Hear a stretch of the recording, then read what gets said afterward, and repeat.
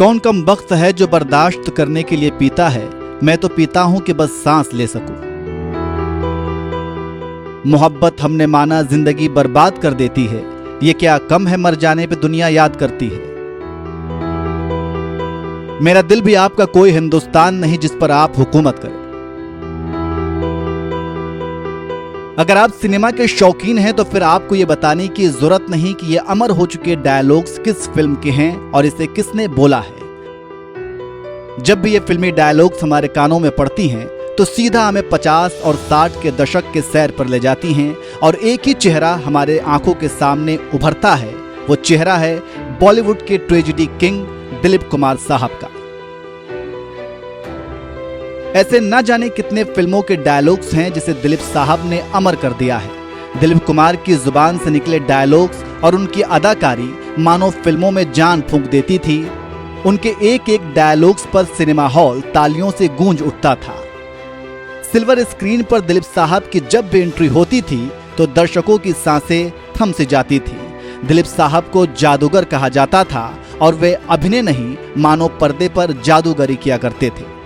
ये वो दौर था जब हर तरफ दिलीप साहब के ही चर्चे हुआ करते थे। हर कोई दिलीप कुमार बनना चाहता था।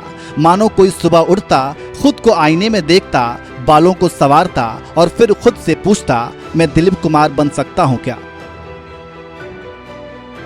उस जमाने में जब भी अभिनय की बात होती तो दिलीप साहब की ही मिसाल दी जाती। ये रुतबा था दिलीप कुमार का।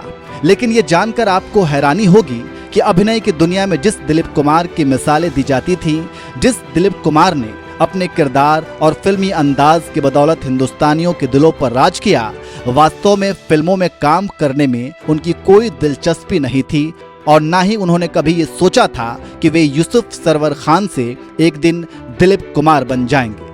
जी हाँ, आज की वीडियो में हम आपको यही बताने वाले हैं कि दिलीप कुमार, जिन्हें फिल्मों में कोई दिलचस्पी नहीं थी, वे कैसे फिल्मों में आए और यूसुफ सरवर खान से दिलीप कुमार बन गए।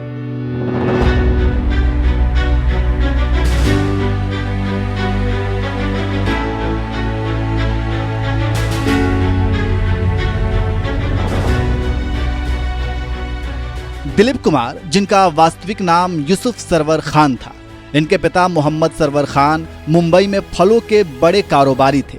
लिहाजा शुरुआती दिनों से ही दिलीप कुमार अपने पारिवारिक कारोबार में ही शामिल थे। एक दिन की बात है, किसी बात पर दिलीप कुमार की अपने पिता से कहा सुनी हो गई और वे गुस्से में पुणे चले गए। वहां जाकर वे ब्रिटिश आर्मी की कैंटीन में असिस्टेंट की नौकरी करने लगे।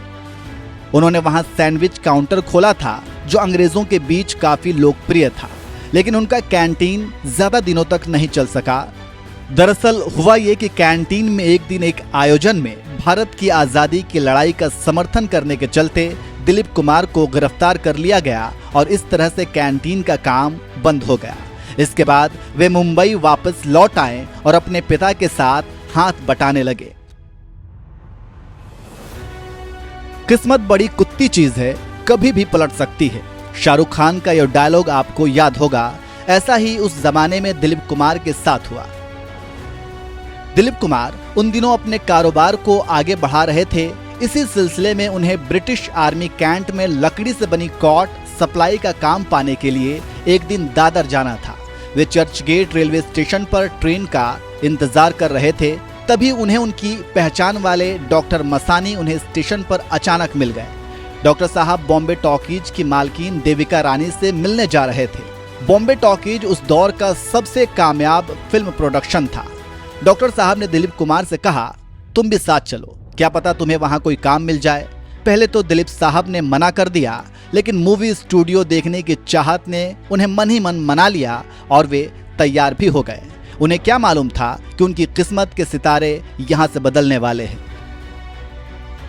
दिलीप कुमार अपनी आत्मकथा the substance and the shadow में लिखते हैं, जब वे लोग उनके केबिन में पहुंचे तब देविका रानी काफी संजीदा महिला लगी। डॉक्टर मसानी ने दिलीप कुमार का परिचय कराते हुए देविका रानी से उनके लिए काम की बात की। देविका रानी ने दिलीप साहब से पूछा, क्या आपको उर्दू आती है? दिलीप साहब अभी कुछ जवाब दे ही पाते कि डॉक्टर मसानी देविका रानी से उनके और उनके परिवार और कारोबार के बारे में बताने लगे।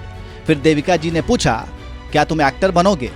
ये पूछते हुए देविका जी ने दिलीप कुमार को 1250 रुपए महीने की नौकरी ऑफर कर दी। डॉक्टर मसानी ने इशारा करते हुए दिलीप कुमार को इसे स्वीकार लेने को कहा। उन्होंने स्वीकारा भी और शुक्रिया अदा करते हुए दिलीप साहब ने कहा कि उनके पास ना तो काम करने का अनुभव है और ना ही सिनेमा की समझ। तभी देविका जी ने उनसे पूछा कि तुम फलों के कारोबार के बारे में कितना जानते हो। दिलीप साहब का जवाब था, जी मैं सीख रहा हूं अभी। इस पर देविका रानी ने कहा, जब तुम फलों के कारोबार और फलों की खेती के बारे में सीख रहे हो तो फिर फिल्म मेकिंग और अभिनय भी सीख लोगे। इसके साथ ही उन्होंने ये भी कहा, मुझे एक युवा गुड लुकिंग और पढ़े लिखे एक्टर की जरूरत है। मुझे तुम में एक अच्छा एक्टर बनने की योग्यता दिख रही है। बस उसी दिन से दिलीप साहब देविका जी के यहाँ काम करने लगे और एक दिन की बात है, जब दिलीप साहब स्टूडियो पहुंचे तो उन्हें बताया गया कि देविका जी ने उन्हें अपने केबिन में बुलाया है। इस मुलाकात का जिक्र करते हुए दिलीप कुमार अपनी आत्मकथा में लिखते हैं, देविका जी ने अपनी शानदार अंग्रेजी में उनसे कहा, यूसुफ मैं तुम्हें जल्द से जल्द एक एक्टर के तौर पर लॉन्च करना चाहती हूँ। ऐसे में यह विचार बुरा नहीं है कि तुम्हारा एक स्क्रीन नेम हो, ऐसा नाम जिससे दुनिया तुम्हें जानेगी और ऑडियंस तुम्हारी रोमांटिक इमेज को उससे जोड़ कर देखेगी। मेरे ख्याल से दिलीप कुमार एक अच्छा नाम है। जब मैं तुम्हारे नाम के बारे में सोच रही थी तो यह नाम अचानक मेरे दिमाग में आया। तुम्हें यह नाम कैसा लग रहा है? दिलीप साहब आगे लिखते हैं, सबसे पहले तो यह सुनकर वे हक्का बक्का रह गए। उनकी बोलती बंद हो गई, मानो कुछ देर के लिए जैसे उन्हें सांप ही सूंघ गया हो, क्योंकि एक नया नाम और एक नई पहचान के लिए वे बिल्कुल तैयार नहीं थे। खैर, ये सब सुनने के बाद दिलीप साहब ने पूछा, मैडम ये नाम तो बहुत अच्छा है, लेकिन क्या ऐसा करना वाकई जरूरी है? दिलीप कुमार के चेहरे का भाव देखकर देविका जी पहले तो मुस्कुराईं और फिर जवाब दिया, ऐसा करना बुद्धिमानी भरा होगा। काफी सोच विचार कर इस नतीजे पर पहुंची हूं कि तुम्हारा स्क्रीन नेम होना चाहिए। इसमें कोई शक नहीं कि देविका रानी एक दूरदर्शी महिला थीं। उन्होंने नाम बदलने के पीछे के तर्क को भी समझाया। उन्होंने कहा कि इस तरह का स्क्रीन नेम अच्छा होगा और इसमें एक सेक्युलर अपील भी होगी।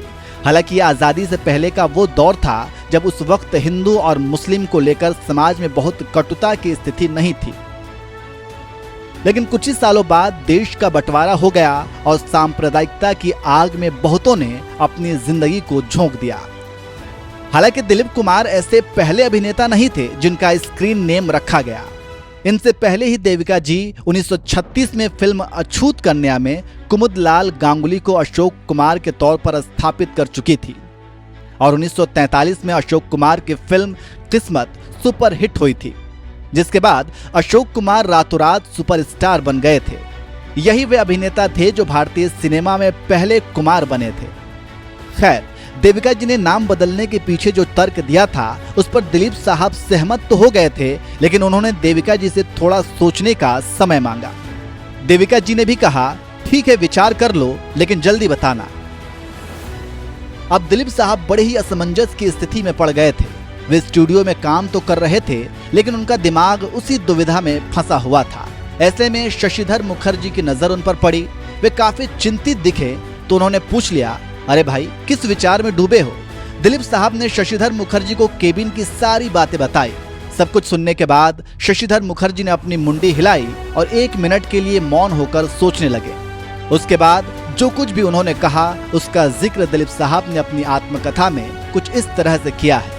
उन्होंने कहा, मेरे ख्याल से देविका जी ठीक कह रही हैं। उन्होंने जो नाम सुझाया है उसे स्वीकार करना तुम्हारे फायदे की बात है। यह बहुत ही अच्छा नाम है। ये बात दूसरी है कि मैं तुम्हें यूसुफ के नाम से ही जानता रहूंगा।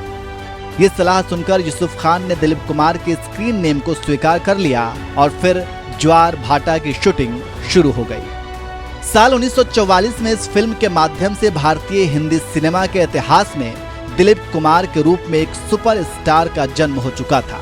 उनकी पहली फिल्म पिट गई उस समय की एक प्रमुख पत्रिका में फिल्म ज्वार भाटा के लिए लिखा गया, फिल्म में लगता है कि किसी मरियल और भूखे दिखने वाले शख्स को हीरो बना दिया गया है।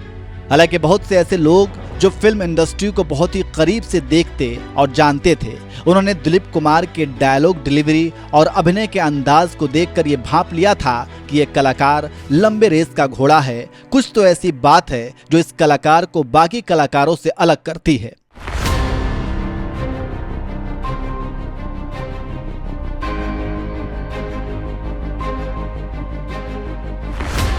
ज्वार भाटा फिल्म तो नहीं चली, लेकिन दिलीप कुमार ने उसके बाद पीछे मुड़कर कभी नहीं देखा। देवदास, मुगले आजम, सौदागर, नया दौर, कर्मा, क्रांति, गंगा जमुना, राम और श्याम, शक्ति, बैराग, जोगन ऐसी कई फिल्मों में दिलीप साहब ने अपने दमदार डायलॉग डिलीवरी और अभिनय की बदौलत लोगों के दिलों को जीत लिया और कई दशकों तक हिंदी सिनेमा पर राज किया। इनकी लोकप्रियता इस कदर बढ़ गई कि दिलीप साहब की एक झलक पाने के लिए लोग बेचैन रहते थे।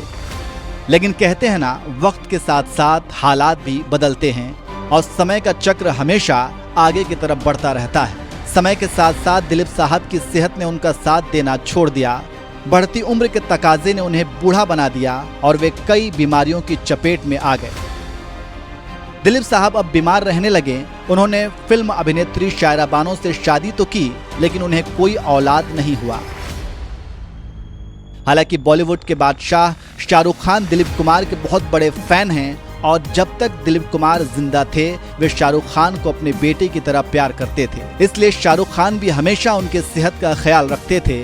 लेकिन 7 जुलाई 2021 को 98 साल की उम्र में सुबह 7:30 बजे मुंबई के हिंदुजा अस्पताल में दिलीप साहब का निधन हो गया और इस तरह से हिंदी सिनेमा के साथ साथ हिंदुस्तानियों के दिलों पर राज करने वाले एक महान कलाकार का दी एंड हो गया। तो ये इस सदी के ट्रेजेडी किंग के नाम से मशहूर दिलीप कुमार साहब की कहानी थी। कैसी लगी आपको ये स्टोरी, कमेंट करके जरूर बताएं।